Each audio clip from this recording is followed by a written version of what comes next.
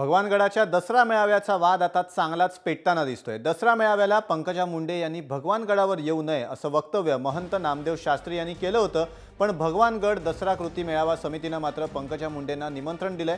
मेळाव्याला पंकजा मुंडे यांना विरोध करायचा असल्यास नामदेव शास्त्री यांनी राजीनामा द्यावा अशी मागणी भगवानगड दसरा मेळावा कृती समितीने केली आहे। तसंच महिला म्हणून विरोध असल्यास महिला आयोगाकडे तक्रार करणार असा निर्णयही महिला समितीने घेतलाय।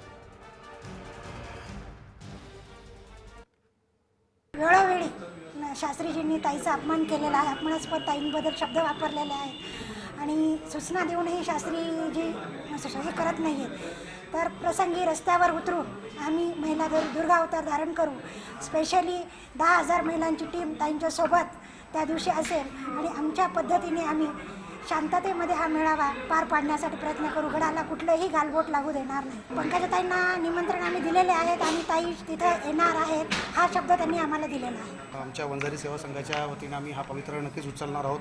जर महंतांना अजूनही आमची विनंती आहे की ज्याप्रमाणे इथून मागे दसरा मेळावा होत होता त्याप्रमाणे इथून पुढे पण व्हावा अशी आमची महंतांना विनंती आहे आणि ती शांततेप्रमाणे आम्ही सगळ्या पद्धतीत आम्ही नियोजन केलेलं आहे। सगळे स्वयंसेवक पूर्ण महाराष्ट्रातले आम्ही जमा केलेली आहेत।